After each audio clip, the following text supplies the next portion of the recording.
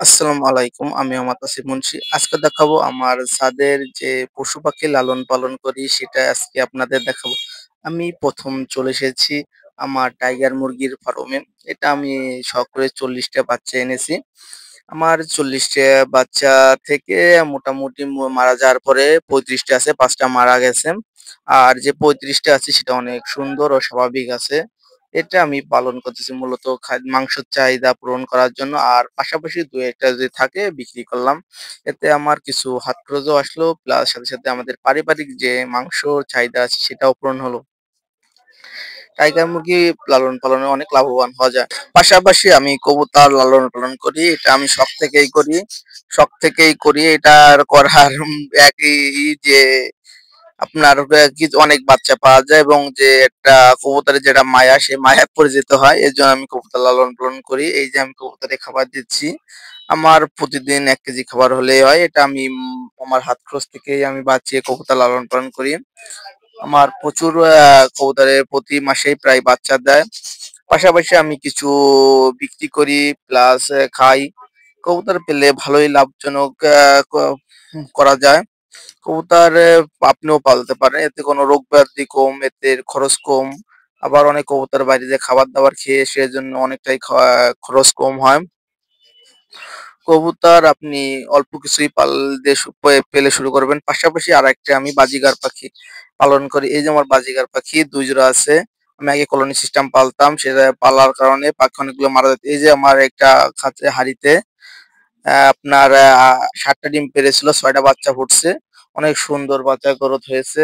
এই যে আপনার পাখি ভিতরে যে কলোনি সিস্টেম সেটা দেখাচ্ছি। আমার এই যে আরেকটা চলে এসেছি। এটারও আমার কোয়েল পাখির জায়গা বাচ্চা লালন পালন করি। এই যে আমার কোয়েল পাখির সেটআপ।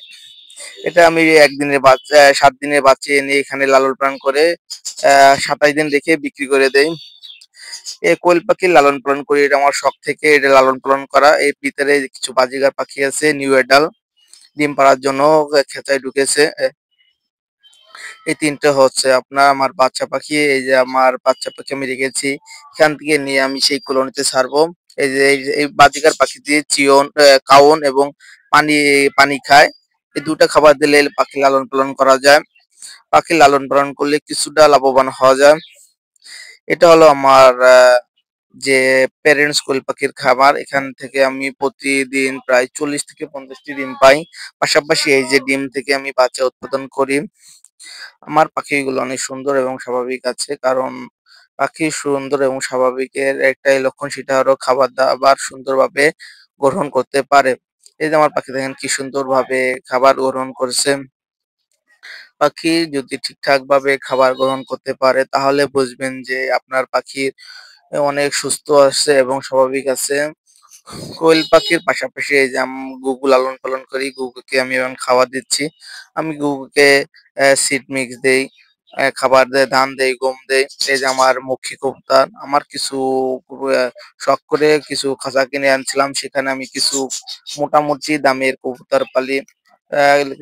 মক্ষী কবুতর পালি, লাক্ষা পালি, সাহারানপুরি পালি, বাগদাদি হুমা পালি।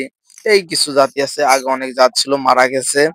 আমি পাখি লালন পালন করি আমার যে শখ থেকেই। কিছু বাচ্চা হলে আমি বিক্রি করি প্লাস সাথে পাশাপাশি আমার বাসায় রাখি।